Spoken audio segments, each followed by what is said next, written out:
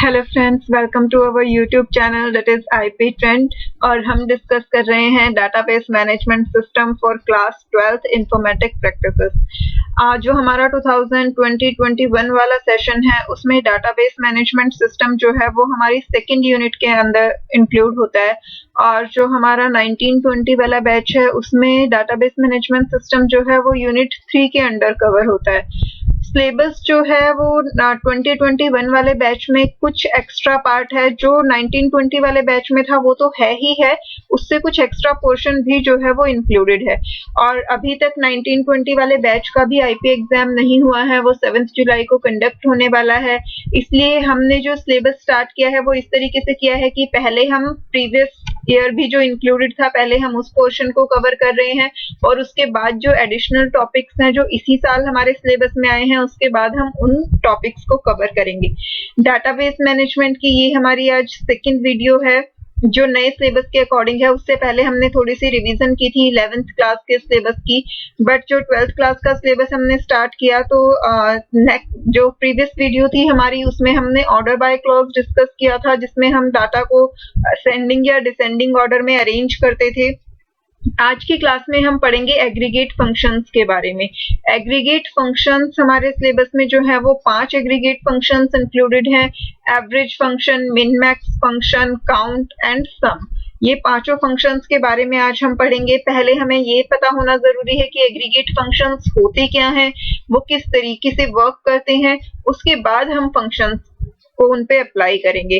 But जब भी हम डाटाबेस में काम करेंगे तो हमारे पास कोई टेबल होना जरूरी है जिस टेबल पे हम अपनी क्वेरीज को रन करके देखेंगे।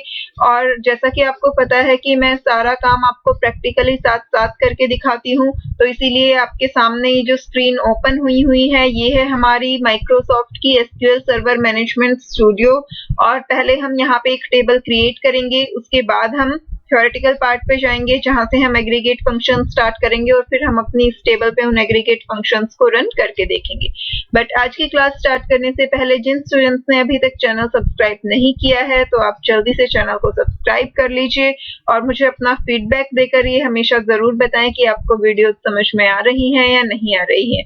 उसके साथ साथ जब भी आप वीडियो देख रहे हैं तो अगर आपको कहीं भी किसी भी पॉइंट पे कोई डाउट आता है, कोई क्वेश्चन आता है, तो आप अपने डाउट्स, अपने क्वेश्चंस जो हैं वो कमेंट करके पूछ सकते हैं। तो चलिए स्टार्ट करते हैं। यहाँ पे ऑलरेडी मैंने कई सारे डाटाबेस क्रिएट किए हुए हैं, बट फिर भी जो स्टूडेंट्स मान लीजिए फर्स्ट टाइम देख रहे हैं तो उन्हें कोई प्रॉब्लम ना हो, इसलिए मैं स्टार्टिंग से स्टार्ट कर रही हूँ। सबसे पहले हम एक डाटाबेस क्रिएट कर लेते हैं। Create database. जब भी हम काम कर रहे हैं आपको कमांड्स लर्न होना जरूरी है, अदरवाइज आप वर्क नहीं कर पाएंगे। तो ये सारी कमांड्स हम 11th क्लास से पढ़ते आ रहे हैं। जो नई कमांड्स हैं उन पे मैं आपको बहुत ज्यादा फोकस करके आपको वो लर्न करवाने की पूरी कोशिश करती हूँ। तो क्रिएट डाटाबेस, मान लीजिए हम ऑर्गेनाइजेशन नाम से एक डाटाबेस क्रिएट कर लेते हैं।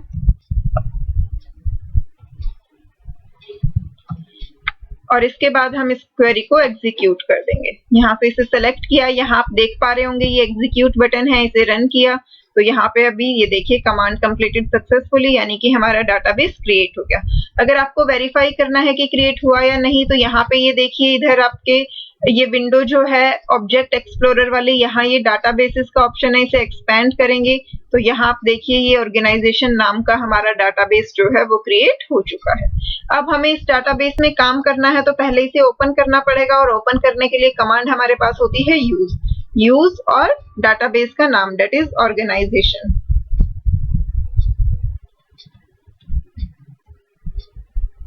इसके बाद सेमीकोलन और फिर हम इस क्वेरी को रन कर देंगे। अगेन कमांड कंप्लीटेड सक्सेसफुली, यानी कि हमारा डाटाबेस जो है वो ओपन हो चुका है। अब हमें इस डाटाबेस में टेबल क्रिएट करनी है। तो टेबल क्रिएट करने के लिए हमारे पास कमांड होती है क्रिएट टेबल, टेबल नेम। मान लीजिए हम EMPL नाम से एक टेबल क्रिएट कर रहे हैं। मैंने यहाँ टेबल का नाम EMPL इसलिए रखा क्योंकि जो हम बुक से पढ़ेंगे तो बुक में भी हमारी एम्प्लॉय टेबल है, उसका नाम EMPL लिया हुआ है। यहाँ पे आप EMPL की जगह कंप्लीट एम्प्लॉय या सिर्फ EMP जो भी नाम आप लेना चाहें ले सकते हैं। अब इसके बाद हम इस टेबल के कॉलम्स डिफाइन करेंगे। तो सबसे पहले हम ले लेते हैं एम्प्लॉय नंबर। एम्प्लॉय नंबर हम इंट टाइप का ले लेते हैं। इसके बाद नेक्स्ट हम यहाँ पे ले लेते हैं एम्प्लॉय नेम। एम्प्लॉय नेम जो है वो varchar स्टाइल से ले लेंगे और साइज हम यहाँ दे देते हैं 20। ये यहाँ मैंने सेमीकोलन गलत लगा दिया है, हर डाटा टाइप के बाद हम एक कोमा स्पेसिफाई करते हैं। इसके बाद हम यहाँ पे स्पेसिफाई कर देंगे उनकी जॉब क्या है, जॉब का डाटा टाइप भी हो जाएगा हमारा varchar। उसके बाद उनका मैनेजर कौन है, मैनेजर को ले लिया हमने MGR नाम से। इसके बाद सैलरी ले लेते हैं कि एम्प्लॉयज की सैलरी कितनी है, सैलरी हमने इंटीजर टाइप की ले ली। इसके बाद हम मान लीजिए हम ले लेते हैं कमीशन कि हर एम्प्लॉय को कितना कमीशन मिल रहा है, ये भी हमने इंटीजर टाइप का ले लिया। इसके बाद ये किस डिपार्टमेंट में वर्क कर रहे हैं हम वो ले लेते हैं, ठीक है। तो यहाँ पे हमने ले लिया डिपार्टमेंट नंबर, डिपार्टमेंट नंबर भी हम इंटीजर टाइप का ले लेंगे। और इसके साथ हमारे जितने भी कॉलम्स हमें लेने थे वो कंप्लीट हो गए हैं, तो हम इसे क्लोज कर देते हैं, ठीक है। अब हम इस क्वेरी को एग्जीक्यूट करने के लिए इस पूरी क्वेरी को सेलेक्ट करेंगे और यहाँ से इस एग्जीक्यूट बटन पे क्लिक करेंगे तो हमारी टेबल जो है वो क्रिएट हो गई, ठीक है। अगर आप वेरीफाई करना चाहते हैं तो यहाँ से ऑर्गेनाइजेशन को एक्सपेंड करेंगे, यहाँ से ये टेबल वाला ऑप्शन एक्सपेंड करेंगे तो ये देखिए यहाँ पे EMP नाम की टेबल आपको शो हो रही है। EMP टेबल में कौन कौन से कॉलम्स हैं ये चेक करना है तो वो भी आप यहाँ से चेक कर सकते हैं। देखिए employ number, ename, job, MGR, salary, commission, जितने भी हमने कॉलम्स क्रिएट किए हैं वो सारे कॉलम्स यहाँ पे शो हो रहे हैं, ठीक है।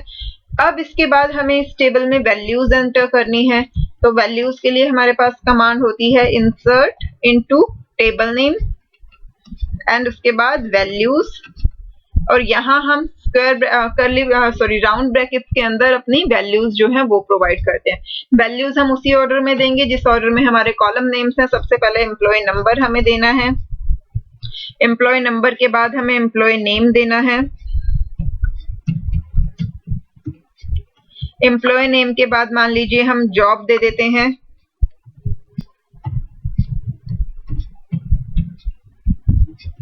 जॉब के बाद हमारा मैनेजर है तो मैनेजर का भी हम यहाँ पे मैनेजर ये हम इंटीजर टाइप का varchar टाइप हमने लिया है मैनेजर के लिए, तो यहाँ पे हम मैनेजर नेम डाल देते हैं। उसके बाद सैलरी हमें चाहिए, उसके बाद कमीशन हमें प्रोवाइड करना है एंड उसके बाद डिपार्टमेंट नंबर, ठीक है। इसके बाद हम इस क्वेरी को एग्जीक्यूट कर देंगे और ये देखिए 1 रो अफेक्टेड यानी कि एक रो जो है वो सक्सेसफुली एंटर हो गई है, ठीक है। इसके बाद हम यहाँ से इन्हीं डिटेल्स को चेंज करते जाएंगे। ये एम्प्लॉय नेम हमने चेंज कर दिया, यहाँ से हम इसे चेंज कर देते हैं, एनालिस्ट की जगह हम दे देते हैं इस बार मैनेजर और इसके मैनेजर का नाम हम दे देते हैं नमित। यहाँ से सैलरी हम दे देंगे 9875 और कमीशन हमने दे दिया मान लीजिए 500 और डिपार्टमेंट नंबर हमने दे दिया 30, ठीक है। अब इस क्वेरी को एग्जीक्यूट कर देते हैं तो ये हमारी एक रो और इंसर्ट हो गई। अब इसके बाद थर्ड रो इंसर्ट करनी है तो उसके लिए चेंजेस करते हैं।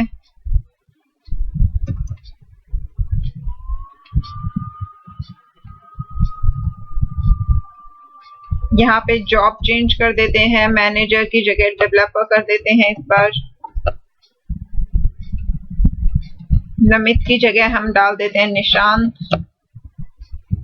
सैलरी हम दे देते हैं 7875, कमीशन हम दे देते हैं 232 और डिपार्टमेंट हम दे देते हैं 10। इसे एग्जीक्यूट करेंगे तो एक रो और इंसर्ट हो गई। अब इसके बाद नेक्स्ट जो हमें करना है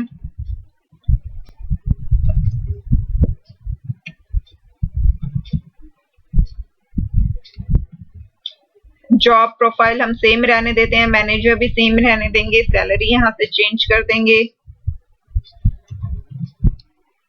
कमीशन जो है वो चेंज कर देंगे हम, डिपार्टमेंट नंबर चेंज कर देंगे। से एग्जीक्यूट किया, एक रो और इंसर्ट हो गई। इसी तरीके से जो है हम 6-7 रोज जो है अपने डाटा में इंसर्ट कर लेंगे, क्योंकि हमें जो वर्क करना है वो हमें किस बेसिस पे करना है, ग्रुपिंग के बेस पे करना है। एग्रीगेट फंक्शंस हम पढ़ने वाले हैं, तो इस वजह से हमें जो है जब हमें ग्रुप्स क्रिएट करने हैं तो हमारे पास डाटा जो है थोड़ी ज्यादा क्वांटिटी में होना चाहिए, तभी हम उसे कर पाएंगे। ठीक है,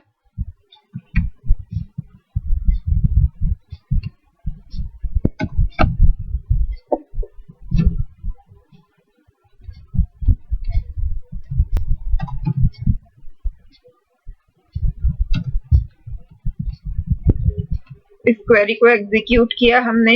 अब एक बार हम सेलेक्ट क्वेरी रन कर लेते हैं कि हमारी टेबल में कितनी रोज जो हैं वो एग्जीक्यूट हो चुके हैं। तो सेलेक्ट क्वेरी हम कैसे करेंगे, select star from table name that is EMP semicolon, और अब हम इसे रन कर देंगे। यहाँ से इसे एग्जीक्यूट किया तो ये देखिए अभी तक टोटल 5 रोज जो हैं वो हमारे टेबल में इंसर्ट हो चुकी हैं। ठीक है, अब इसके बाद हमें और इंसर्ट करनी है, तो हम और इंसर्ट करते जाएंगे। यहाँ से नेम चेंज कर दिया, यहाँ से प्रोफाइल जो है वो चेंज कर देते हैं,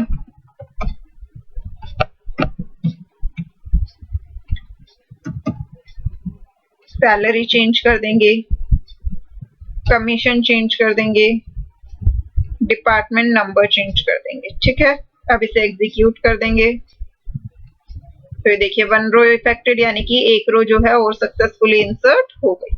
अब हम नेक्स्ट इंसर्ट करेंगे।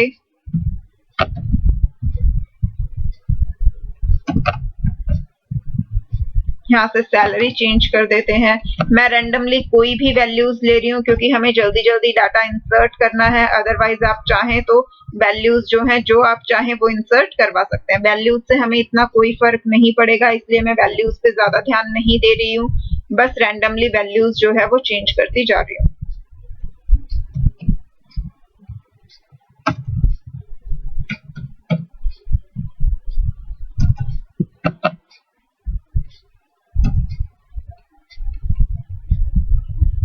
यहाँ हम नल वैल्यू दे देते हैं। नल वैल्यू आई होप आप सबको पता होगा, नल वैल्यू का मतलब होता है कि एट प्रेजेंट ये वैल्यू हमारे पास अवेलेबल नहीं है। ठीक है, अब हम नेक्स्ट रो इंसर्ट कर देंगे।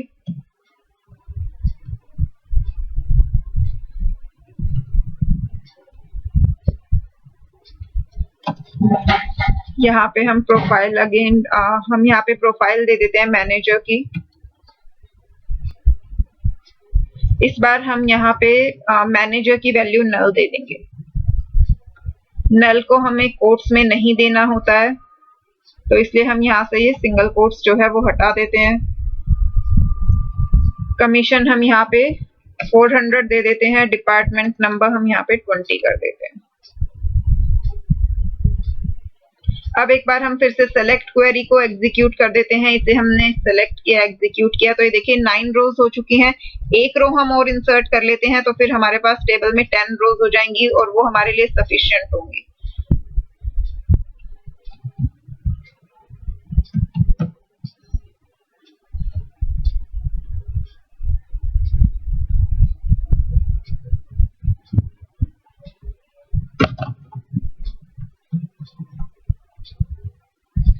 यहाँ से हम मैनेजर नेम डाल देते हैं।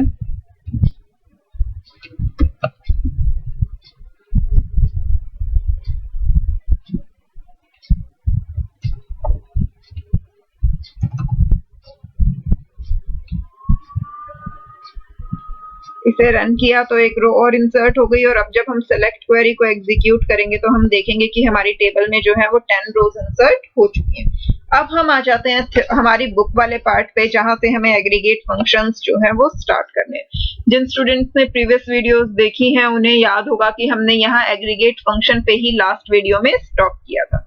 अब सबसे पहली चीज हमें ये पता होनी चाहिए कि एग्रीगेट फंक्शंस जो है वो होते क्या हैं। अभी तक हमने एसक्यूएल की जितनी भी क्वेरीज पढ़ी वो सभी की सभी क्वेरीज जो थी वो इंडिविजुअल रोज पे वर्क करती थी और हर रो का जो है हमें रिजल्ट भी रिटर्न करती थी। बट एग्रीगेट फंक्शंस का मतलब क्या होता है कि मल्टीपल रोज पे एक साथ फंक्शनिंग परफॉर्म होगी और उनका रिजल्ट जो है वो समराइज फॉर्म में हमें मिलेगा, एग्रीगेट होकर हमें मिलेगा। Till now you have learned to work with functions that operate on individual rows in tables. अभी तक हमने क्या किया है कि हमने individual rows पे functions को perform किया है। For example, if you use round function, then it will round off values for each row of the table. कि अगर हम round function को call करते हैं तो वो table की हर row पे apply हो जाता है और हर value को क्या कर देता है, round off कर देता है। MySQL also support and provide group functions or we can say aggregate function. तो भले ही अभी तक हमने सिंगल रो फंक्शंस पे वर्क किया है, बट जो MySQL सॉफ्टवेयर है वो हमें ग्रुप फंक्शंस भी प्रोवाइड करता है, जिन्हें हम एग्रीगेट फंक्शंस भी कहते हैं। As you can make out that group functions or aggregate functions work upon group of rows rather than on single rows. जो aggregate functions होते हैं वो rows के group पे work करते हैं, ना कि single या individual rows पे। That is why these functions are sometimes also called as multiple row function. और क्योंकि ये group of rows पे work करते हैं, इसीलिए हम इन्हें group function भी कहते हैं, multiple row function भी कहते हैं और aggregate functions भी कहते हैं। Many group function accept the following option. अब ग्रुप फंक्शंस को डिस्कस करने से पहले उन्होंने ये बताया कि जो ग्रुप फंक्शन होते हैं वो ये दो ऑप्शंस जो है हमेशा एक्सेप्ट करते हैं। कौन कौन से दो ऑप्शन? डिस्टिंक्ट और ऑल। अब जब हम किसी ग्रुप पे काम कर रहे हैं तो उस ग्रुप में डुप्लीकेट वैल्यूज भी हो सकती हैं। तो जब हम फंक्शन परफॉर्म कर रहे हैं किसी ग्रुप पे, तो अगर उस ग्रुप के अंदर जो डुप्लीकेट वैल्यूज हैं हमें उन्हें भी कंसीडर करना है तो हम ऑल ऑप्शन यूज करेंगे। और अगर हमें उस ग्रुप की डुप्लीकेट वैल्यूज को कंसीडर नहीं करना, हमें सिर्फ यूनिक एंट्रीज कंसीडर करनी है, तो उस केस में हम डिस्टिंक्ट कीवर्ड का यूज करेंगे, डिस्टिंक्ट ऑप्शन का यूज करेंगे। क्योंकि डिस्टिंक्ट का मतलब क्या होता है? सिर्फ और सिर्फ यूनिक एंट्रीज ही कंसीडर हों। This option causes a group function to consider only distinct values of the argument expression. जब भी हम कोई फंक्शन अप्लाई करेंगे तो उसके अंदर हम आर्ग्यूमेंट देंगे जिसके बेसिस पे रो सेलेक्ट होती है, तो ये उस आर्ग्यूमेंट एक्सप्रेशन की सिर्फ और सिर्फ डिस्टिंक्ट यूनिक एंट्रीज ही कंसीडर करेगा। ऑल ऑप्शन क्या काम करता है? This option causes a group function to consider all values including all duplicates. तो ऑल कीवर्ड जब हम यूज करते हैं तो ये सारी डुप्लीकेट एंट्रीज को भी कंसीडर करता है।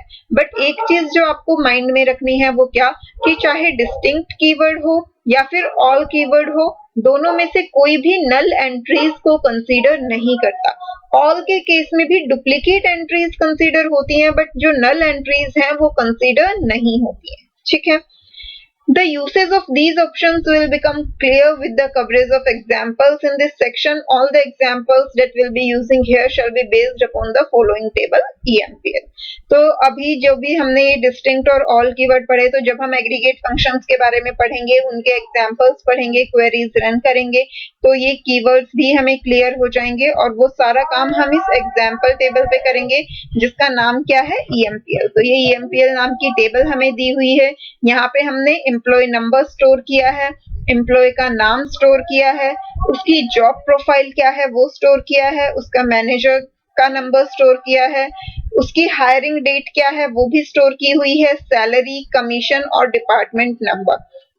अब हमने प्रैक्टिकल करने के लिए जो टेबल क्रिएट की उसमें हमने हायर डेट वाला कॉलम नहीं लिया। ठीक है, हमने बाकी सारे कॉलम लिए हैं और जो मैनेजर कॉलम भी है उसमें हमने मैनेजर का नाम स्टोर किया है, जबकि यहाँ पे मैनेजर नंबर स्टोर है। तो उससे कोई फर्क नहीं पड़ता क्योंकि ये तो हर तरह की टेबल पे एप्लीकेबल होते हैं एग्रीगेट फंक्शंस। तो मैंने तो सिमिलर टेबल भी सिर्फ इसलिए ली थी ताकि आप लोग जो है आपस में कंपेयर कर पाओ कि हाँ जो हम बुक में पढ़ रहे हैं उसी टाइप से हम प्रैक्टिकल कर रहे हैं। बिल्कुल अलग से अगर कुछ लेते हैं तो कई बार स्टूडेंट्स को कंफ्यूजन हो जाती है सिर्फ इस पर्पज से, अदरवाइज तो चीजें जो है वो सेम रहती है। अब हम आ जाते हैं एग्रीगेट फंक्शन पे। सबसे पहला हमारा एग्रीगेट फंक्शन है एवरेज फंक्शन। एवरेज फंक्शन के लिए जो फंक्शन यूज होता है वो है AVG. AVG stands for average. अब सबसे पहले इस फंक्शन का सिंटेक्स क्या होता है और इस फंक्शन का काम क्या होता है, नाम से ही क्लियर है। एवरेज फंक्शन क्या करेगा? एवरेज कंप्यूट करके देगा। किसकी? जो भी हम उसके अंदर आर्गुमेंट पास करेंगे उसकी हमें एवरेज कैलकुलेट करके वो रिटर्न कर देगा। ठीक है। अब इसका सिंटेक्स क्या होता है, सबसे पहले फंक्शन का नाम, उसके बाद राउंड ब्रैकेट, और राउंड ब्रैकेट में हम देते हैं यहाँ पे कोई भी कॉलम का नाम या फिर कोई भी एक्सप्रेशन। बट हमें ध्यान क्या रखना है कि चाहे ये कोई कॉलम का नाम है या कोई एक्सप्रेशन है, बट ये हमेशा न्यूमेरिक टाइप का होना चाहिए, क्योंकि सिर्फ न्यूमेरिक डाटा की ही एवरेज कैलकुलेट हो सकती है। स्ट्रिंग टाइप या कैरेक्टर टाइप डाटा की एवरेज कैलकुलेट नहीं हो सकती, डेट्स की एवरेज कैलकुलेट नहीं हो सकती, इसलिए हमें यहाँ पे सिर्फ न्यूमेरिक टाइप का ही कॉलम या एक्सप्रेशन प्रोवाइड करना होता है। इसके साथ ये दो ऑप्शन आप देख सकते हैं, ये हमने स्क्वायर ब्रैकेट में लिखे हुए हैं, यानी कि ये ऑप्शनल है, जरूरी नहीं है कि आप इन्हें यूज करो, बट अगर आपको जरूरत है या आप चाहते हो यूज करना तो कर सकते हो, या तो डिस्टिंक्ट या तो फिर ऑल। डिस्टिंक्ट का मतलब अभी आपने पढ़ा ही था कि सिर्फ यूनिक एंट्रीज कंसीडर होंगी, और ऑल का मतलब सारी की सारी एंट्रीज जो है वो कंसीडर होंगी, चाहे वो कितनी बार भी रिपीट क्यों ना हो रही हो। ठीक है, ये फंक्शन रिटर्न क्या करता है, return average value of parameters N.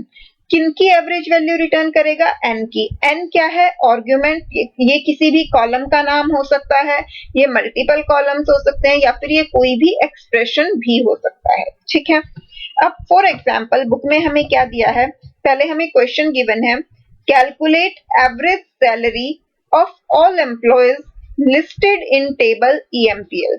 ये जो हमारे पास EMPL नाम की टेबल थी, इसमें जितने भी एम्प्लॉयज हैं हमें उन सब की एवरेज सैलरी कैलकुलेट करनी है। अब ये हमारा सैलरी वाला कॉलम है, हमें इस कॉलम की एवरेज निकालनी है। तो जब हमें इस कॉलम की एवरेज निकालनी है तो हमें क्या करना पड़ेगा, इन सब का सम करके, ये जितनी भी रोज हैं, ये यहाँ पे टोटल 14 रोज हैं हमारे पास, तो हमें उसे 14 से डिवाइड करना पड़ेगा। बट SQL हमें एक सिंपल सी क्वेरी प्रोवाइड करता है जिसकी हेल्प से हमें ये सारी कैलकुलेशन परफॉर्म करने की जरूरत नहीं है। हम सिंपली क्या करेंगे, एवरेज फंक्शन कॉल कर लेंगे। ये देखिए यहाँ पे सेलेक्ट जो हम यूजुअली यूज करते हैं, सेलेक्ट क्वेरी। अब सेलेक्ट के अंदर यहाँ पे हमने क्या दिया है, एवरेज, और राउंड ब्रैकेट में हमने क्या लिखा, सेल। इसका मतलब क्या है कि सेल वाला जो कॉलम है हमारी टेबल का, उसकी एवरेज कैलकुलेट हो जाए। ठीक है, अब उसके आगे जो आप ये देख रहे हैं कि ये डबल कोट्स के अंदर एवरेज लिखा हुआ है, ये किसके लिए लिखा हुआ है, ये हमारा यूज होता है एलियास क्रिएट करने के लिए, जो हमने एज की हेल्प से क्रिएट करने सीखे थे। मैंने आपको 11th क्लास के सिलेबस की रिवीजन भी करवाई है, उस रिवीजन वाले पार्ट में ये मैंने एक्सप्लेन भी किया हुआ है कि हम कॉलम के एलियासेस जो है वो कैसे क्रिएट कर सकते हैं। वहां हमने पढ़ा था कि हम एज कीवर्ड की हेल्प से करते हैं, और जनरली हम वैसे ही यूज करते हैं। सिर्फ कोई कोई SQL सॉफ्टवेयर होता है जो इस सिंटेक्स को फॉलो करता है, वरना जनरली हम एज यूज करके करते हैं। उसके बाद फ्रॉम में हम क्या प्रोवाइड करेंगे, टेबल का नाम। तो select average sale from EMPL, तो ये क्या करेगा, एम्प्लॉयड, ये जो EMPL टेबल थी उसकी सेल वाले कॉलम की एवरेज हमें कैलकुलेट करके रिटर्न कर देगा।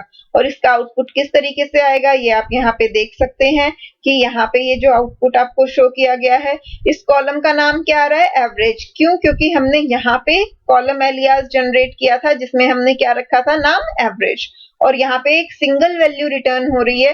वैसे तो हमने यहाँ सेल कॉलम दिया तो बेसिकली पूरा सेल कॉलम इंट्रोड्यूस हो रहा है, बट रिटर्न हमें सिर्फ सिंगल वैल्यू हो रही है। क्यों, क्योंकि हमने एवरेज फंक्शन के अंदर उस कॉलम का नाम दिया है, तो उस पूरे कॉलम की एवरेज कैलकुलेट होके हमें रिटर्न हो रही है। अब हम एक बार इसे प्रैक्टिकली करके देखते हैं। यहाँ पे हम सेलेक्ट क्वेरी लिखेंगे।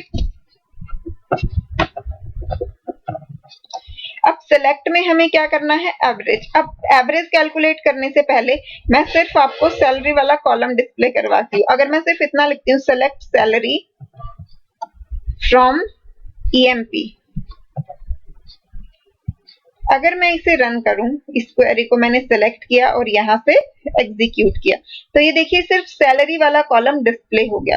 बट अगर मुझे इसकी एवरेज कैलकुलेट करनी है तो मैं क्या करूंगी, यहाँ से AVG फंक्शन जो है वो कॉल कर दूंगी, और यहाँ पे राउंड ब्रैकेट्स में हम क्या लिख देंगे, सैलरी लिख देंगे। ठीक है, अब जब मैं इसे एग्जीक्यूट करूंगी, इसे मैंने फिर से सेलेक्ट किया और यहाँ से एग्जीक्यूट किया। तो ये देखिए अब हमें एक सिंगल वैल्यू रिटर्न हुई है, डेट इज 7804, और ये क्या है, हमारी एवरेज वैल्यू। अब यहाँ देखिए कॉलम की हेडिंग क्या आ रही है, नो कॉलम नेम, क्योंकि इस कॉलम का कोई नाम ही नहीं दिया हमने एवरेज कैलकुलेट कर ली, बट हमने इस कॉलम के लिए क्या कोई नाम दिया? अब ये तो हमारी टेबल में भी नहीं था कि हम टेबल से कोई नेम पिक कर लें। तो यहाँ पे इसके लिए हम जनरली क्या करते हैं, कॉलम एलियास जो है जनरेट कर देते हैं एज, और यहाँ पे कोट्स में हम प्रोवाइड कर देंगे कॉलम का नाम। तो यहाँ हम लिख देते हैं, मान लीजिए एवरेज सैलरी। ठीक है, अब हम अगर इसे एग्जीक्यूट करेंगे, ये देखिए आंसर वही आ रहा है 7804, बट इस बार कॉलम की हेडिंग क्या आ रही है, एवरेज सैलरी। तो इस तरीके से हमारा एवरेज फंक्शन जो है वो वर्क करता है। हम किसी की भी एवरेज कैलकुलेट कर सकते हैं। हमारे पास डिपार्टमेंट नंबर भी इंटीजर टाइप था, कमीशन भी इंटीजर टाइप था, हम चाहे तो कमीशन की भी जो है वो एवरेज कैलकुलेट कर सकते हैं। यहाँ पे हम दोबारा से क्वेरी लिखेंगे, सेलेक्ट एवरेज। इस बार हमें कमीशन वाले कॉलम की कैलकुलेट करनी है, तो हमने यहाँ कमीशन प्रोवाइड किया, एलियास जनरेट कर लेंगे एवरेज कमीशन,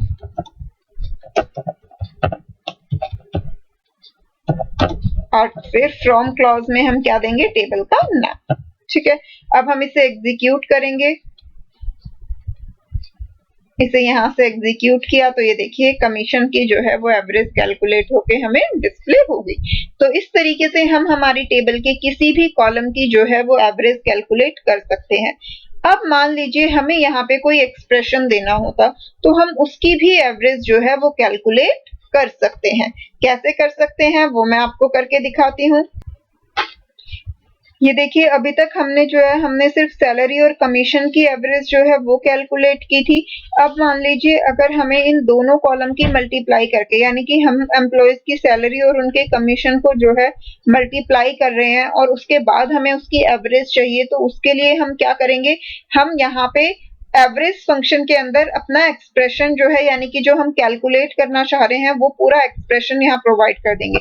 हम चाहते हैं कि जितनी एम्प्लॉयज को सैलरी मिल रही है और जितना उन्हें कमीशन मिल रहा है उस सारे को मिला के टोटल कैलकुलेट हो और फिर उसके एवरेज निकले। तो हम यहाँ पे क्या करेंगे, सैलरी प्लस कमीशन, हमने सैलरी और कमीशन को ऐड किया और उसके बाद हमने उसकी एवरेज जो है वो कैलकुलेट की। यहाँ से हम हेडिंग चेंज कर देते हैं, एवरेज कमीशन की जगह कर देते हैं average total earning,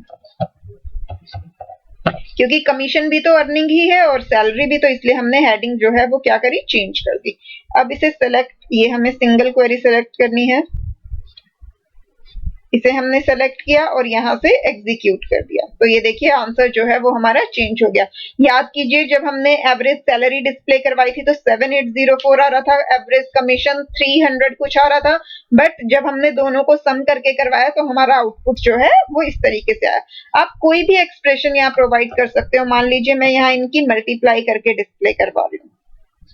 although total earning में सैलरी और कमीशन ऐड होते हैं, मल्टीप्लाई नहीं, बट ये मैं सिर्फ आपको ये एग्जांपल दिखाने के लिए करवा रही हूँ कि हम यहाँ एवरेज फंक्शन के अंदर कोई भी जो है एक्सप्रेशन यूज कर सकते हैं। ये देखिए इस केस में हमारा आंसर जो है वो मल्टीप्लाई होके आ गया। तो इस तरीके से हम कोई भी एक्सप्रेशन फंक्शन के अंदर यूज कर सकते हैं। अब आ जाते हैं नेक्स्ट पे। नेक्स्ट है हमारा काउंट फंक्शन। काउंट फंक्शन जो है नाम से ही क्लियर है, वो क्या करेगा, नंबर ऑफ रोज को काउंट करेगा। This function counts the number of rose in a given column और एक्सप्रेशन, कि जो भी हमने कॉलम या एक्सप्रेशन फंक्शन के अंदर प्रोवाइड किया है ये उसमें टोटल नंबर ऑफ रोज को क्या करेगा, काउंट करेगा, कि जो हमने कॉलम नेम या एक्सप्रेशन या कुछ भी दिया है उसके अंदर हमारी कितनी रोज प्रेजेंट है। सिंटैक्स सेम वही होता है एवरेज की तरह, पहले फंक्शन का नाम डेट इज काउंट, उसके बाद राउंड ब्रैकेट्स के अंदर हम प्रोवाइड करते हैं अपना आर्गुमेंट। डिस्टिंक्ट या ऑल में से हम कोई भी कीवर्ड यूज कर सकते हैं अगर हमें रिक्वायर्ड हो तो, और उसके साथ यहाँ पे एक्सप्रेशन या कॉलम नेम जो भी हमें प्रोवाइड करना है हम वो कर सकते हैं। इसके अलावा यहाँ पर हमारे पास एक एडिशनल फंक्शन होता है date is asterisk.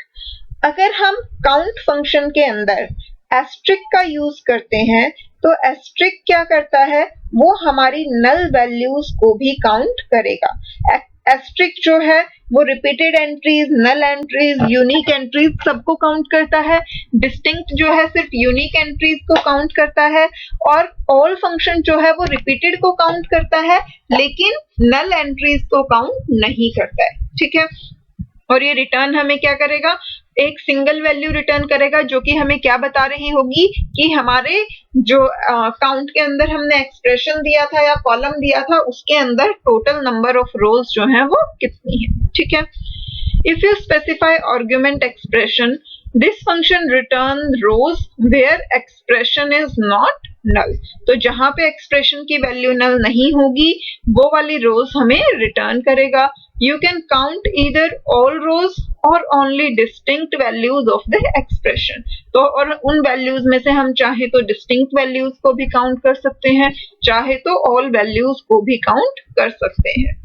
If you specify the asterisk symbol, मान लीजिए अगर हम asterisk symbol लगाते हैं, this function return all rows including duplicates and null. asterisk function जो है वो हमारी नल वैल्यूज को भी इंक्लूड करेगा। यहाँ भी जो भी हम एक्सप्रेशन या कॉलम नेम देते हैं वो हमारा न्यूमेरिक टाइप का होता है, और ये रिटर्न क्या करता है, न्यूमेरिक वैल्यू रिटर्न करता है, यानी कि नंबर ऑफ रोज जो है वो हमें रिटर्न करता है। ऑल्दो यहाँ पे आर्गुमेंट जो है वो अगर न्यूमेरिक टाइप नहीं भी है तो भी चलेगा, क्योंकि अगर हमारे कॉलम में मतलब न्यूमेरिक वैल्यूज ना हो के कैरेक्टर टाइप वैल्यूज हैं तो ये उन्हें भी काउंट कर सकता है, क्योंकि काउंट में हमें कोई कैलकुलेशन परफॉर्म नहीं करनी होती, हमें सिर्फ नंबर ऑफ रोज को काउंट करना होता है। ठीक है, अब यहाँ पे एग्जाम्पल देखिए। सबसे पहले हमने एग्जाम्पल लिया है count number of records in table EMPL, कि जो हमारी टेबल EMPL है उसमें टोटल नंबर ऑफ रिकॉर्ड्स कितने हैं, यानी कि हम किसी पर्टिकुलर कॉलम की एंट्रीज चेक नहीं कर रहे हैं, हम पूरा टोटल की टेबल में ही कितनी नंबर ऑफ रोज हैं वो चेक कर रहे हैं। तो उसके लिए क्वेरी क्या लिखी, सेलेक्ट काउंट, और काउंट में हमने आर्गुमेंट क्या दिया, सिर्फ और सिर्फ एस्ट्रिक, क्योंकि हमें किसी कॉलम पे अप्लाई नहीं करना, हमें तो टोटल पूरी टेबल पे अप्लाई करना है, तो हमने यहाँ क्या दे दिया, स्टार दे दिया। Select count star from EMPL, यानी कि टेबल EMPL की सारी रोज जो है वो काउंट हो जाए, और उस कॉलम का नाम क्या डिस्प्ले हो, टोटल। तो इसलिए यहाँ पे ये देखिए आउटपुट क्या आया, टोटल नाम का एक कॉलम डिस्प्ले हुआ जिसमें आंसर क्या है आपका 14, क्योंकि हमारी टेबल में जो है वो कितनी रोज थी, 14 रोज थी। इसी तरीके से आपको नेक्स्ट जो एग्जाम्पल दिया है वो उन्होंने क्वेश्चन किया है count number of jobs from table EMPL, कि जो टेबल EMPL है उसके अंदर कौन कौन मतलब कितनी जॉब्स जो हैं वो एग्जिस्ट करती हैं। ठीक है, अब यहाँ पे देखिए ये टेबल है हमारे पास, ठीक है, इस टेबल में ये जॉब वाला कॉलम है, यहाँ पर देखिए हमारे पास कौन कौन सी जॉब्स जो है एग्जिस्ट करती हैं। एक तो हमारे पास क्लर्क नाम की जॉब है, एक सेल्समैन की जॉब है, इसके अलावा ये देखिए एक ये मैनेजर की जॉब है, मैनेजर के अलावा ये प्रेसिडेंट की जॉब है यहाँ पे, फिर अगेन सेल्स मैनेजर क्लर्क, ये एनालिस्ट की जॉब है, क्लर्क एनालिस्ट क्लर्क, यानी कि टोटल जो है 5 जॉब है वही रिपीट हो रही है, मतलब इस EMPL टेबल में 5 जॉब्स हैं और यही जो है सारे एम्प्लॉयज को एलोकेट की गई है। ठीक है, तो इसका आंसर क्या होना चाहिए कि हमारी EMPL टेबल में कितनी जॉब्स हैं, 5 जॉब्स हैं। ठीक है, तो अब हम यहाँ पे क्वेरी देखते हैं, हमें जॉब्स काउंट करनी थी तो इसलिए हमने क्या दिया, सेलेक्ट काउंट जॉब्स, और यहाँ पे क्या दे दिया, जॉब काउंट फ्रॉम EMPL। ठीक है, अब यहाँ पे देखिए यहाँ पे हमने डिस्टिंक्ट कीवर्ड यूज नहीं किया। ठीक है, तो जब हमने डिस्टिंक्ट कीवर्ड यूज नहीं किया तो ये हमें क्या करेगा, ये उस टेबल में जितनी टोटल जॉब्स हैं उन सारी जॉब्स को हमें रिटर्न करेगा।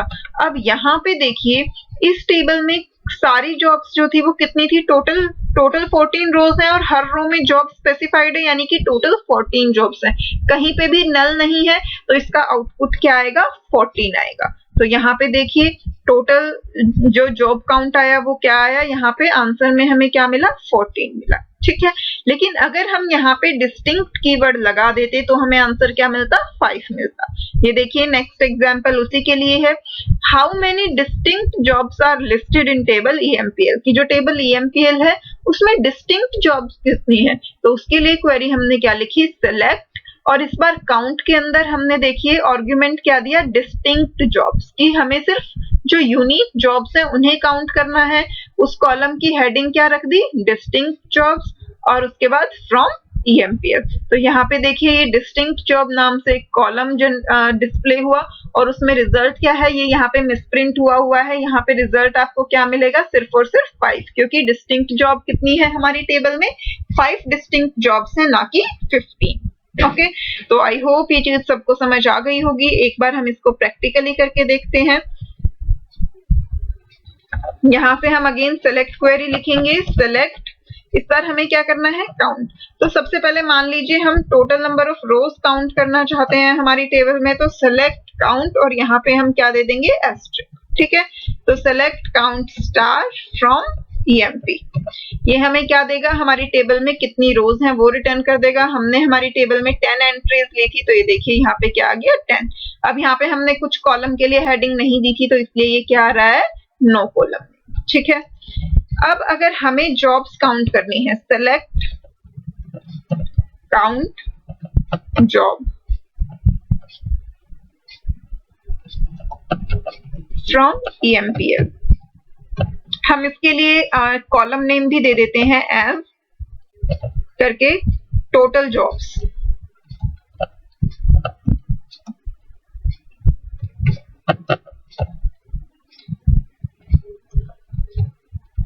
अब हम इस क्वेरी को रन करेंगे। यहाँ हमारी टेबल का नाम EMPL नहीं है, EMP है।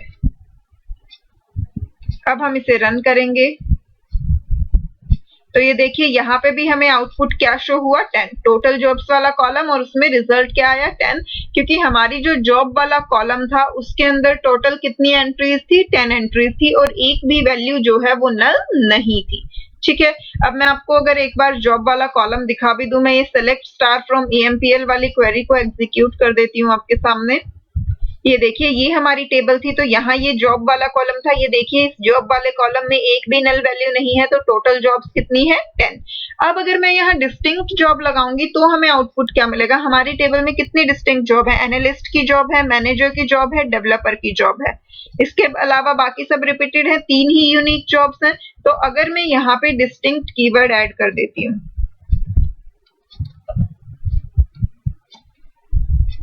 अब अगर मैं इस क्वेरी को रन करती हूँ तो ये देखिए हमें आंसर क्या मिला, 3 मिला, क्योंकि डिस्टिंक्ट जॉब्स हमारे पास कितनी थी, 3 थी। ठीक है, इसी तरीके से एक बार मैं दोबारा से ये सेलेक्ट क्वेरी पहले एग्जीक्यूट कर देती हूँ। अब यहाँ देखिए ये मैनेजर वाला कॉलम, देखिए मैनेजर वाले कॉलम में हमारे पास एक नल वैल्यू है। ठीक है, तो अगर मैं यहाँ काउंट के अंदर मैनेजर दे देती हूँ, काउंट MGR, ठीक है, और यहां मैं दे देती हूँ टोटल मैनेजर्स।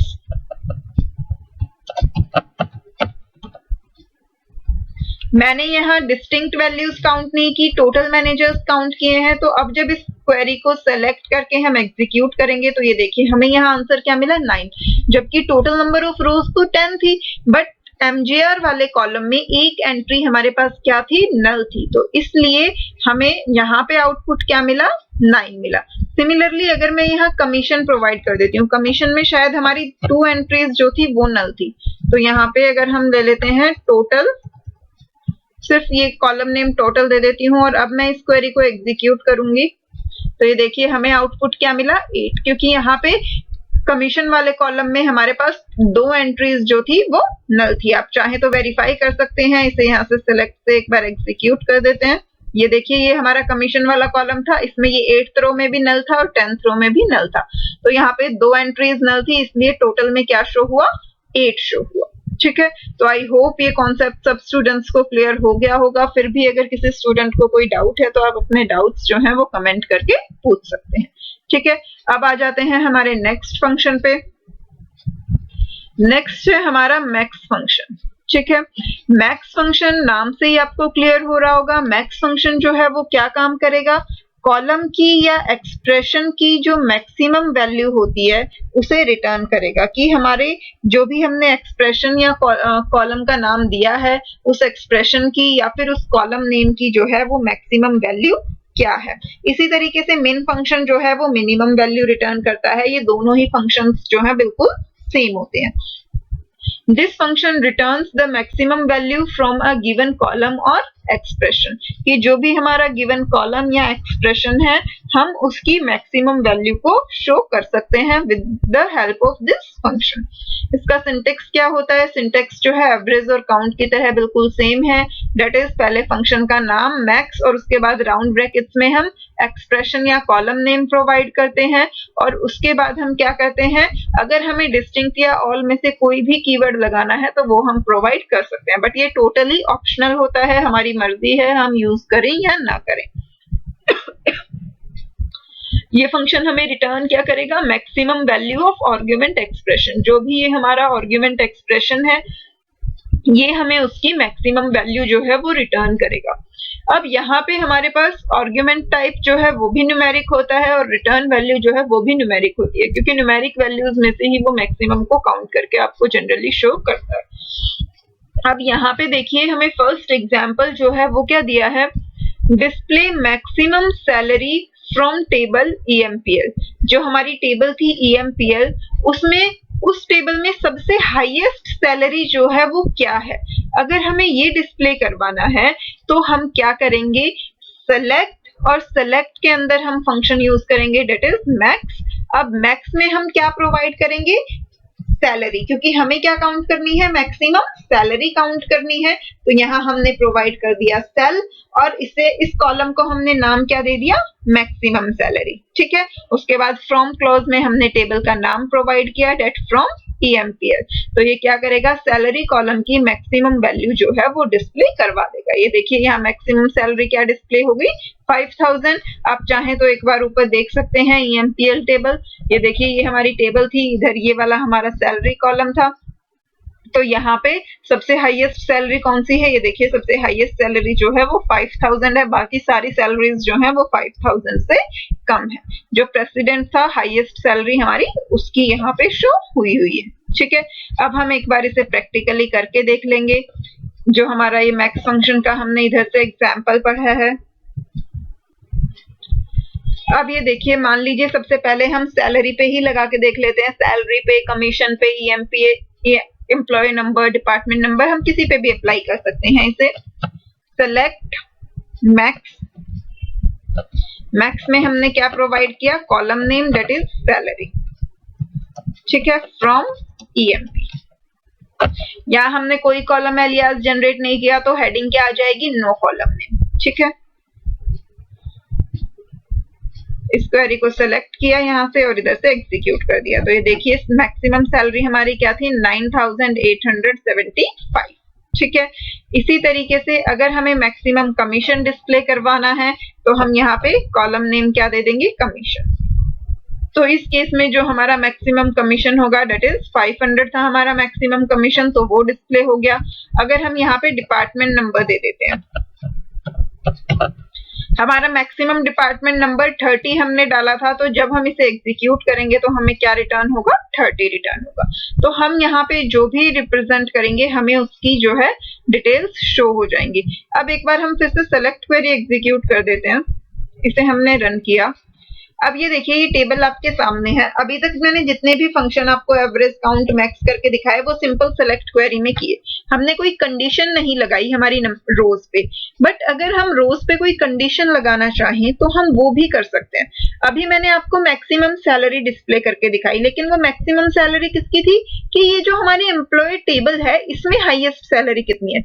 बट इस टेबल में हमारे पास डेवलपर्स भी हैं, मैनेजर्स भी हैं, एनालिस्ट भी हैं। अब मान लीजिए मुझे ये पता करना है कि जो मेरे पास एनालिस्ट है, जैसे ये फर्स्ट जो एम्प्लॉय है वो एनालिस्ट है जिसकी सैलरी 6785 है। उसके बाद हमारे पास रो नंबर 6, 7 और 8, इन तीनों में भी एनालिस्ट हैं जिनकी ये सैलरी यहाँ गिवन है। अगर मुझे ये चेक करना है कि जो एनालिस्ट है हमारी एम्प्लॉय टेबल में, एनालिस्ट की हाईएस्ट सैलरी कितनी है, तो इसका आंसर क्या होना चाहिए, 8705 होना चाहिए। बट हमें क्या मिल रहा था, 9875, क्योंकि हमने तो सभी एम्प्लॉयज में कंपेयर किया था।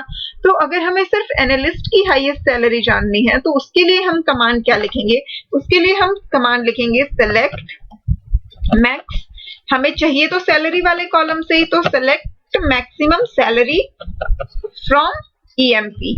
बट इस बार हमें पूरे सैलरी वाले कॉलम की नहीं चाहिए, उसमें से हमें सेलेक्टेड रोज चाहिए। कौन सी सेलेक्टेड रोज चाहिए? जहां पे जॉब क्या है? एनालिस्ट है। तो यहाँ पे हम क्या लगाएंगे? वेयर कंडीशन लगाएंगे, क्योंकि जब भी हमें रोज पे कंडीशन लगानी होती है, रोज सेलेक्ट करनी होती है, तो हम कौन सी कंडीशन यूज करते हैं? Where condition. From EMPL where job is equal to, यहाँ पे हम क्या दे देंगे? एनालिस्ट। इसके बाद सेमीकोलन, और अब हम इसे रन कर देंगे। यहाँ से इस क्वेरी को सिलेक्ट किया और ये रन किया, तो ये देखिए अब हमें क्या मिल गया? 8705, क्योंकि हमारी एनालिस्ट की हाईएस्ट सैलरी क्या थी? 8705। अब अगर मैं यहाँ मैनेजर डाल देती हूँ, हमारे पास मैनेजर्स भी थे हमारी टेबल में, तो मैनेजर की हाईएस्ट सैलरी क्या थी? 9000 की रेंज में थी। तो ये देखिए मैनेजर की हाईएस्ट सैलरी क्या आ गई? 9875। सिमिलरली आप यहाँ कोई भी कंडीशन लगा सकते हैं। मान लीजिए मैं चाहती हूँ कि जिनकी सैलरी जो है, सॉरी सैलरी नहीं, commission, where commission is greater than 200, ठीक है, उनमें से मुझे मैक्सिमम सैलरी चाहिए। अब पहले एक बार यहाँ से मैं इस क्वेरी को एग्जीक्यूट कर देती हूँ, फिर उसके बाद हम टेबल से कंपेयर कर लेंगे कि हमारा आउटपुट जो है वो सही है या नहीं। हमने इसे रन किया, हमें आउटपुट क्या मिला? 9875 मिला। एक बार हम सेलेक्ट क्वेरी एग्जीक्यूट कर लेते हैं। यहाँ से हमने एग्जीक्यूट की, अब ये देखिए 200 से मैक्स ज्यादा। अब हमारे सारे ही जो थे आउटपुट, मतलब जितने भी कमीशन थे वो सब 200 से ज्यादा थे। सिर्फ 2 में कमीशन नल था, वो कंसीडर नहीं हुए, और उनकी सैलरी जो है वो मैक्सिमम है भी नहीं, ठीक है। तो इसलिए हमारा आउटपुट जो है वो क्या आया? 9875, ठीक है। बट अगर यही मैं कंडीशन मान लीजिए ये डाल देती कि जिनका कमीशन जो है वो लेस देन 300 है। अब लेस देन 300 में देखिए, यहाँ पे ये लेस देन 300 है, तो 6000 की रेंज में है सैलरी। ये 300 से लेस नहीं है, ये भी नहीं है, ये वाला 300 से लेस है। तो 300 से लेस के केस में हमारी दो ही सैलरी है, 8705 और 6785, ठीक है। तो अब हम इसे एग्जीक्यूट करते हैं और उसी के बेस पे जो है हमारी मैक्सिमम सैलरी हमें रिटर्न हो जाएगी।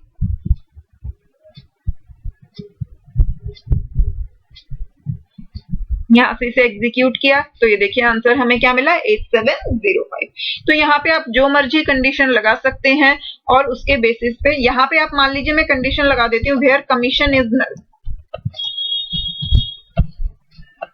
ठीक है। अब जहां कमीशन नल था वहां मैक्सिमम सैलरी क्या थी? 6500 समथिंग थी आई थिंक। तो इसे जब हम रन करेंगे तो ये देखिए जहां कमीशन नल था इसने सिर्फ उन वाली रोज से मैक्सिमम सैलरी जो है हमें डिस्प्ले करवाई। तो इस तरीके से हम एग्रीगेट फंक्शंस के साथ किसी भी तरीके की कोई भी कंडीशन जो है वो यूज कर सकते हैं। अब चलते हैं हमारे नेक्स्ट फंक्शन पे, और हमारा नेक्स्ट है मिन फंक्शन, ठीक है। मिन फंक्शन नाम से ही पता चल रहा है, मिन फंक्शन क्या करेगा? मिनिमम वैल्यू रिटर्न करेगा। This function returns the minimum value from a given column और एक्सप्रेशन। जो भी हमारा गिवन कॉलम या एक्सप्रेशन है उसकी मिनिमम वैल्यू जो है वो हमें रिटर्न होगी। यानी कि फंक्शन के अंदर जो हमने एक्सप्रेशन या कॉलम नेम दिए हैं उसकी मिनिमम वैल्यू जो है वो शो हो जाएगी, ठीक है। अब यहाँ पे देखिए सिंटैक्स वही सेम है, पहले फंक्शन का नाम डेट इज मिन, उसके बाद राउंड ब्रैकेट्स के अंदर हम यहाँ पे एक्सप्रेशन प्रोवाइड करते हैं, और इसके साथ अगर हमें डिस्टिंक्ट या ऑल में से कोई भी कीवर्ड, कोई भी ऑप्शन यूज करना है तो हम वो यूज कर सकते हैं, ठीक है। ये हमें क्या करेगा? मिनिमम वैल्यू रिटर्न करेगा उस एक्सप्रेशन या कॉलम की जो हमने आर्गुमेंट में दिया है। एग्जाम्पल देखिए, एग्जाम्पल इन्होंने लिया है display the joining date of senior most employee, यानी कि जो हमारा सीनियर मोस्ट एम्प्लॉय है उसकी हमें जॉइनिंग डेट डिस्प्ले करवानी। अब यहाँ क्वेश्चन थोड़ा सा लॉजिकल हो गया, इन्होंने आपको ये नहीं बोला कि मिनिमम कुछ डिस्प्ले करवाना है, इन्होंने बोला कि सीनियर मोस्ट की जॉइनिंग डेट डिस्प्ले करवानी है। अब आपके टेबल में जॉइनिंग डेट वाला कॉलम हायर डेट के नाम से था। अब हायर डेट जो सीनियर मोस्ट है, सीनियर मोस्ट कौन सा होगा? जिसने सबसे पहले ज्वाइनिंग हुई होगी जिसकी, यानी कि जिसकी ज्वाइनिंग डेट सबसे कम होगी, क्योंकि उसके बाद जिन्होंने ज्वाइन किया है वो थोड़ी ना सीनियर होंगे। सीनियर मोस्ट कौन होगा? जिसने सबसे पहले कंपनी को, ऑर्गेनाइजेशन को ज्वाइन किया था, और जिसने सबसे पहले ज्वाइन किया उसकी हायरिंग डेट जो है वो सबसे कम होगी। तो यहाँ पे बेसिकली हमें क्या करना है, हमें मिनिमम हायर डेट जो है वो कैलकुलेट करनी है। तो हमने क्वेरी क्या लगा दी, सेलेक्ट मिनिमम हायर डेट। मिन फंक्शन यूज किया, उसके अंदर हमने हायर डेट का आर्गुमेंट दिया, उस कॉलम का नाम दे दिया minimum hire date from EMPL. तो यहाँ देखिए ये हमारा आउटपुट आ गया। मिनिमम हायर डेट हमें क्या मिली, 18 दिसंबर 1990, यानी कि 18 दिसंबर 1990 को जो है सबसे फर्स्ट एम्प्लॉय, सबसे सीनियर मोस्ट एम्प्लॉय ने जो है वो ज्वाइनिंग की थी। इसी तरीके से हम इसे अपनी टेबल पे करके देख लेते हैं। मान लीजिए यहाँ मैक्स की जगह मुझे मिनिमम सैलरी चाहिए, और वेयर कमीशन में हम वही कंडीशन लगा देते हैं, वेयर कमीशन ग्रेटर देन 300 इस बार में दे देते हैं। ठीक है, तो इस क्वेरी को हम रन करेंगे तो ये देखिए मिनिमम वैल्यू हमें क्या मिली, 5705। आप इसे वेरीफाई करना चाहते हैं तो इस वाली सेलेक्ट क्वेरी को एक बार फिर से एग्जीक्यूट करवा लीजिए। ये हमारी टेबल थी, 300 से ग्रेटर कमीशन यहाँ पे था, ये सैलरी 9000 की रेंज में थी, ये 7000, ये 9000, अगेन 9000, यहाँ पे 5705 और यहाँ पे 6505। तो मिनिमम वैल्यू क्या है, 5705। तो यही वैल्यू जो थी हमें रिजल्ट में डिस्प्ले हुई थी। आप चाहें तो दोबारा से चेक कर सकते हैं इस वाली क्वेरी को एग्जीक्यूट करके। देखिए 5705 जो है हमें यहाँ से वैल्यू मिल गई, यानी कि जो हमने कंडीशन लगाई, जोन सी रोज उस कंडीशन को फुलफिल कर रही थी, यानी कि जिन जिन रोज में कमीशन की वैल्यू 300 से ग्रेटर थी, पहले हमारी वो रोज सेलेक्ट हुई, फिर उन रोज में से सैलरी वाले कॉलम से मिनिमम वैल्यू जो है वो डिस्प्ले हुई। तो इसलिए सबसे पहले वेयर पार्ट एग्जीक्यूट होगा, वो रोज सेलेक्ट होंगी जो कंडीशन सेटिस्फाई कर रही है, फिर उन पे एग्रीगेट फंक्शन जो है वो अप्लाई होगा। ये काम एवरेज, काउंट, मिन, मैक्स, सम सब फंक्शंस में सेम तरीके से होता है। इवन अगर आप चाहें तो आप मल्टीपल कॉलम्स पे एक साथ ऑपरेशन परफॉर्म कर सकते हैं। मान लीजिए यहाँ मैंने मिनिमम सैलरी भी डिस्प्ले करवानी है और मैक्सिमम सैलरी भी, मुझे कोई कंडीशन नहीं लगानी, मुझे मान लीजिए अपनी टेबल की मिनिमम और मैक्सिमम सैलरी जो है वो डिस्प्ले करवानी है। तो यहाँ से मैंने कंडीशन हटा दी, बट यहाँ अब मुझे दोनों चीजें साथ साथ देनी है, तो मैं दोनों के लिए एलियास जनरेट कर दूंगी। मिन सैलरी के लिए मैंने एलियास क्रिएट कर दिया मिनिमम सैलरी, ठीक है। फिर कोमा लगा के हमने नेक्स्ट प्रोवाइड करेंगे, हमें मैक्सिमम सैलरी काउंट करनी है तो मैक्स, उसके अंदर भी हमने क्या प्रोवाइड कर दिया, आर्गुमेंट नेम सैलरी, ठीक है। और इसके लिए हमने एलियास जनरेट कर दिया मैक्सिमम सैलरी। अब यहाँ पे जब हम इस क्वेरी को एग्जीक्यूट करेंगे तो हमारे कितने कॉलम्स डिस्प्ले होंगे, 2 कॉलम डिस्प्ले होंगे। एक कॉलम होगा मिनिमम सैलरी और दूसरा होगा मैक्सिमम सैलरी। तो ये देखिए हमारी टेबल की मिनिमम और मैक्सिमम दोनों सैलरीज जो हैं वो डिस्प्ले हो गई, ठीक है। इसके अलावा अगर आप यहाँ काउंट भी लगाना चाहते हैं कि टोटल सैलरीज हैं कितने, तो यहाँ कोमा लगा के काउंट फंक्शन भी लगा देते हैं, काउंट सैलरी। और इसके लिए एलियास जनरेट कर देते हैं टोटल सैलरी।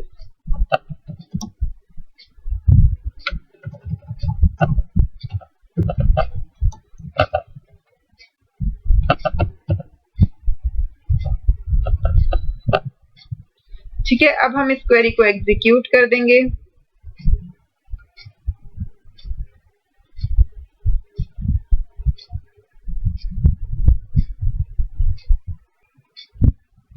यहाँ से इसे एग्जीक्यूट पे प्रेस किया तो ये देखिए अब कितने कॉलम हो गए, 3 कॉलम। तो आप एक ही सेलेक्ट क्वेरी के अंदर मल्टीपल एग्रीगेट फंक्शंस को यूज कर सकते हैं, जितने मर्जी चाहे आप फंक्शंस लगा सकते हैं, उतने ही कॉलम्स जो हैं वो हमारी टेबल में ऐड होते जाएंगे, ठीक है।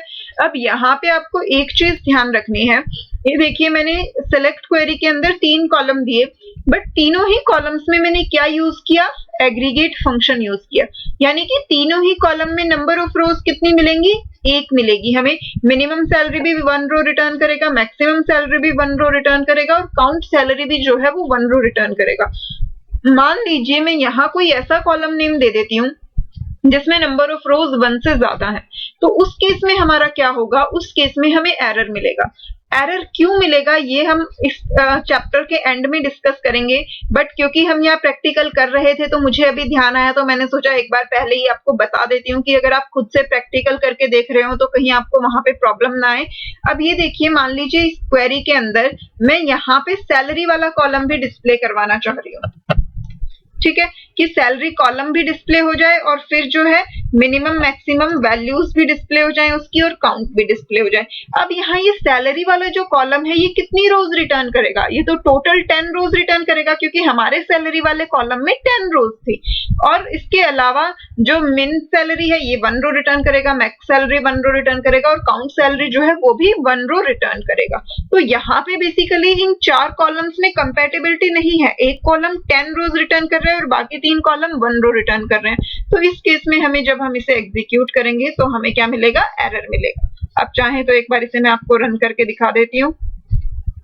अब हम इसे यहाँ से एग्जीक्यूट करते हैं तो ये देखिए, common employee salary is invalid in the select list because it is not contained in either an aggregate function और द ग्रुप बाय क्लॉज। तो ये जो है ना ग्रुप बाय क्लॉज के अंदर है, ना ही एग्रीगेट फंक्शन के अंदर है, इसलिए ये हमें क्या प्रोवाइड कर रहा है, एरर प्रोवाइड कर रहा है। इससे हम कैसे डील करेंगे ये हम आगे बाद में सीखेंगे। अभी हम आ जाते हैं हमारे नेक्स्ट फंक्शन पे, जो क्या है हमारा सम फंक्शन। सिर्फ एक ही एग्रीगेट फंक्शन बचा है, that is sum function. This function returns the sum of values in given column और एक्सप्रेशन। जो हमारा गिवन कॉलम है, एक्सप्रेशन है, उसके अंदर जितनी भी वैल्यूज है ये हमें उन सब का क्या रिटर्न करेगा, सम रिटर्न करेगा, ठीक है। इसका सिंटेक्स क्या होगा, सम कीवर्ड और उसके बाद राउंड ब्रैकेट्स में हम क्या देंगे, कॉलम का नाम जिसकी सारी वैल्यूज का हमें सम कैलकुलेट करना है। हम यहाँ कोई कॉलम नेम भी दे सकते हैं, कोई एक्सप्रेशन भी दे सकते हैं, it totally depends on our choice, ठीक है।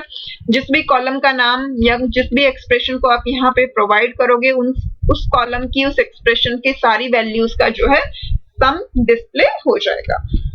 न्यूमेरिक टाइप का आर्गुमेंट आप प्रोवाइड करोगे और रिजल्ट भी जो है वो न्यूमेरिक टाइप ही होना चाहिए, क्योंकि जब हम इंटीजर वैल्यूज का ही हम सम कर सकते हैं, हम कैरेक्टर टाइप वैल्यूज का सम नहीं कर सकते हैं, और रिजल्ट भी जो है वो हमें इंटीजर टाइप का ही मिलेगा। फॉर एग्जाम्पल उन्होंने हमें क्वेश्चन दिया है, display total salary of all employees listed in table EMPL, कि ईएमपीएल टेबल के अंदर जितने भी एम्प्लॉयज हैं उनकी टोटल सैलरी जो है वो कितनी है, यानी कि इन एम्प्लॉयज को टोटल सैलरी कितनी डिस्ट्रीब्यूट हो रही है। तो यानी कि सारे एम्प्लॉयज की सैलरी का हमें सम करना पड़ेगा, तो इसलिए हमने क्वेरी क्या लगा दी, सेलेक्ट सम, और राउंड ब्रैकेट्स में हमने क्या लिखा, सैलरी। इस कॉलम को हमने नाम क्या दे दिया, टोटल सैलरी फ्रॉम ईएमपीएल, ठीक है। यानी कि ईएमपीएल टेबल का जो सैलरी वाला कॉलम है उस कॉलम का सम होके हमें रिजल्ट जो है वो मिल जाए। आप चाहें तो इसे रन करके देख सकते हैं। सेलेक्ट सम, और सम में हम यहाँ दे देते हैं सैलरी,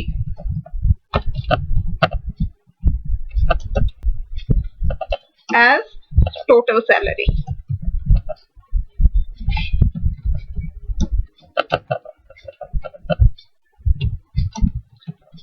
फ्रॉम ईएमपी,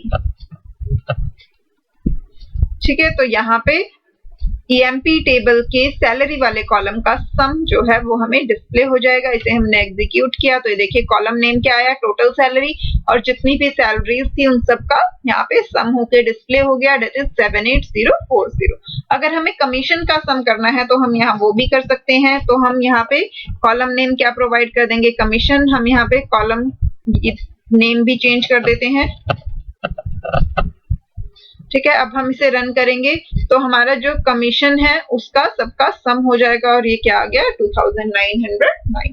तो इस तरीके से हम सम फंक्शन की हेल्प से किसी भी कॉलम या एक्सप्रेशन का सम जो है वो कैलकुलेट कर सकते हैं। आप चाहो तो यहाँ कोई एक्सप्रेशन भी दे सकते हो। मान लीजिए हम सैलरी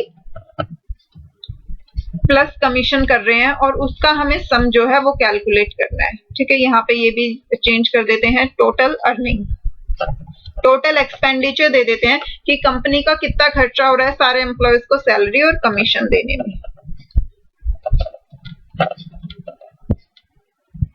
इसे सेलेक्ट किया और इसे यहाँ से हमने एग्जीक्यूट क्लिक किया तो ये एग्जीक्यूट हुआ। टोटल एक्सपेंडिचर कितना हो रहा है 67,939।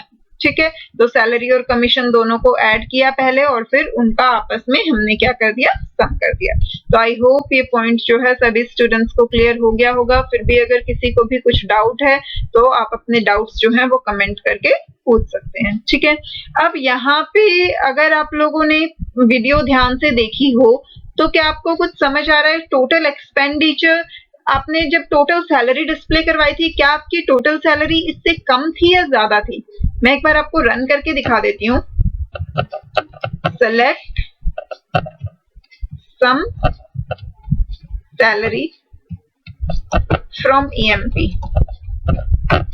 अगर मैं इसे रन करती हूँ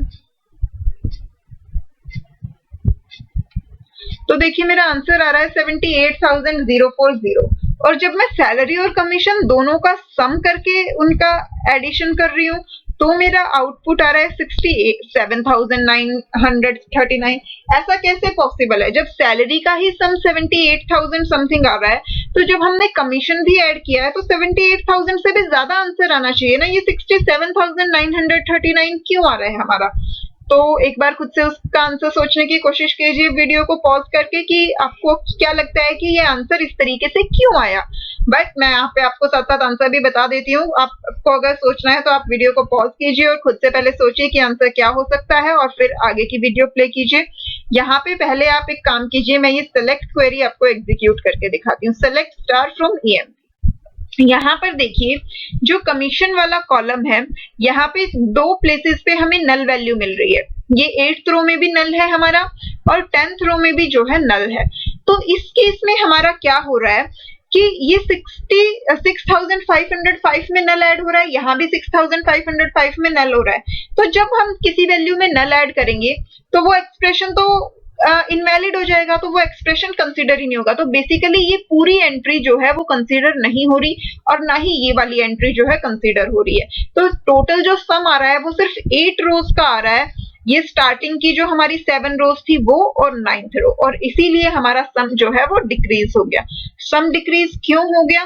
क्योंकि ये देखिए 6,505 और ये 6,505 इन दोनों का अगर आप सम करेंगे तो ये आपको मिलेगा 13,010।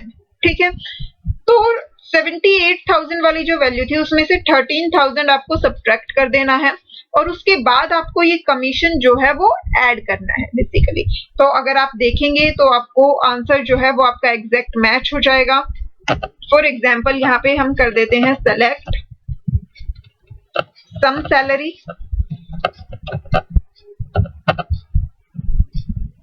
ओके और यहाँ पे हम दे देते हैं सम कमीशन और इसके बाद हम दे देते हैं sum of salary plus commission.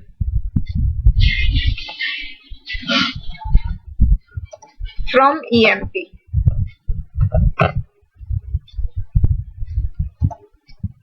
अब हम इस क्वेरी को एग्जीक्यूट करते हैं तो यहाँ देखिए सैलरी का सम कितना था 17,040, कमीशन का सम कितना था 2,909। अब यहाँ पे जिन दो वैल्यूज में कमीशन नल था वहां की जब हमने सैलरी ऐड की थी तो वो सैलरी हमारी कितनी आ रही थी 13,010। तो 78,000 में से जब आप 13,000 को सब्ट्रैक्ट करेंगे, ये 78,040 में से 13,010 को जब आप सब्ट्रैक्ट करेंगे तो आपको रिजल्ट क्या मिलेगा 65,030। ठीक है, 65,030 में जब आप 2,909 ऐड करोगे तो आपको रिजल्ट यही मिलेगा। तो आई होप आप सबको ये कॉन्सेप्ट क्लियर हो गया हो। फिर भी अगर कुछ डाउट है तो कमेंट करके आप डाउट जो है वो क्लियर कर सकते हैं। अब इसके बाद आगे हमें कुछ फर्दर एग्जाम्पल्स दिए हुए हैं। इस टाइप के एग्जाम्पल्स मैं पहले ही बीच बीच में आपको करवा चुकी हूँ कंडीशन लगा लगा के, बट फिर भी एक बार देख लेते हैं। To calculate the total gross for employees of grade E2 the command is. मान लीजिए हमारी टेबल का नाम है एम्प्लॉय। अब ये सारे एग्जाम्पल EMPL टेबल पे नहीं है जो हमने यहाँ पढ़ी, ये प्रॉपर क्वेश्चंस हैं। यहाँ से पढ़ के ही आपको समझ आएगा। टेबल का नाम क्या है? एम्प्लॉय। हमें क्या करना है? टोटल ग्रॉस कैलकुलेट करनी है। सैलरी को हम ग्रॉस सैलरी भी कह सकते हैं, तो हमें ग्रॉस कैलकुलेट करनी है टोटल।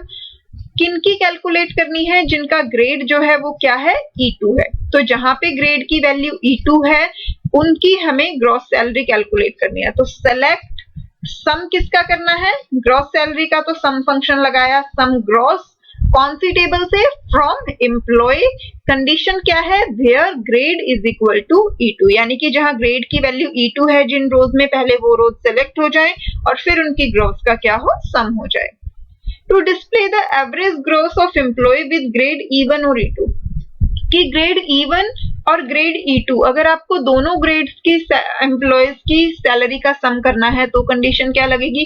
पहले वाला पार्ट तो सेम ही रहेगा, इस बार यहाँ पे टोटल नहीं डिस्प्ले करवानी, इन्होंने क्या बोला? एवरेज डिस्प्ले करवानी है। तो एवरेज डिस्प्ले करवाने के लिए एवरेज फंक्शन यूज करेंगे, select average gross from EMPL, but इस बार कंडीशन क्या हो जाएगी? Where grade is equal to E1 और grade is equal to E2। आपको याद होगा कि जब भी हमें दो कंडीशन को एक साथ ज्वाइन करना होता है तो हम या तो और कीवर्ड यूज करते हैं या फिर एंड कीवर्ड यूज करते हैं। और कीवर्ड का क्या यूज होता है? और कीवर्ड का मतलब है कि अगर ये दोनों कंडीशन में से कोई भी ट्रू है तो वो कंसीडर होगा, और एंड का मतलब होता है कि अगर दोनों ही कंडीशन ट्रू हैं सिर्फ तभी कंसीडर होगा, अगर एक भी फॉल्स हो जाएगी तो कंसीडर नहीं होगा। तो ये डिफरेंस होता है हमारा और एंड कीवर्ड के बीच में, ठीक है। To count the number of employees in employee table, अगर हमें एम्प्लॉय टेबल में टोटल नंबर ऑफ एम्प्लॉयज को काउंट करना है तो हम सिंपली क्या लगा देंगे? सेलेक्ट काउंट स्टार, क्योंकि हमें कोई कॉलम नहीं करना है, हमें टोटल एंट्रीज काउंट करनी है। तो हमने क्या command they the? Select count star from employ, कि एम्प्लॉय टेबल में टोटल नंबर ऑफ एम्प्लॉयज जो हैं वो डिस्प्ले हो जाएंगे, कितने टोटल एंट्रीज हैं, कितनी टोटल नंबर ऑफ रोज हैं, वो यहाँ से हमें डिस्प्ले हो जाएगा। To count the number of cities the different members belong to, यानी कि जो हमारी एम्प्लॉय टेबल है, मेंबर टेबल यहाँ पे इन्होंने दिया, अब उस मेंबर टेबल के जो मेंबर्स हैं वो कौन कौन सी सिटीज से बिलोंग करते हैं, मतलब कितनी अलग अलग सिटीज से हमारी मेंबर्स जो हैं वो आए हुए हैं। तो यहाँ पे हमें क्या करना पड़ेगा? हमें तो सिर्फ ये जानना है कि कौन कितनी सिटीज से आए हुए हैं। अब एक सिटी से 4 आए हुए या 5 आए हों उससे हमें कोई फर्क नहीं पड़ रहा, या फिर एक ही मेंबर आया हो, हमें सिर्फ क्या जानना है कि कौन कौन सी सिटीज के मेंबर हमारी टेबल के अंदर हैं। तो हमें यानी कि डिस्टिंक्ट सिटीज को काउंट करना है, रिपीटेड की हमें कोई जरूरत नहीं है। तो उस केस में हम यहाँ पे कमांड क्या लिखेंगे? सेलेक्ट काउंट डिस्टिंक्ट सिटी, ठीक है, कि यूनिक सिटीज कौन कौन सी हैं, कौन कौन सी सिटीज हमारी टेबल में एग्जिस्ट करती हैं जहां से हमारे टेबल के मेंबर्स आए हुए हैं। फ्रॉम मेंबर यहाँ पे ये टेबल का नाम आ गया। तो इस तरीके से हमें जो भी कंडीशन गिवन है हम वो कंडीशन लगा के क्वेश्चन को सॉल्व कर सकते हैं। एग्रीगेट फंक्शंस हमारे लिए बहुत यूजफुल होते हैं, जब भी हमें समरी डिस्प्ले करवानी होती है तो वहां एग्रीगेट फंक्शंस का बहुत बड़ा रोल होता है, ठीक है। तो आई होप ये कॉन्सेप्ट सभी स्टूडेंट्स को समझ आया हो, किसी को कोई डाउट ना हो, बट फिर भी अगर आपके मन में कोई भी डाउट है तो आप अपने डाउट्स जो हैं वो कमेंट करके पूछ सकते हैं।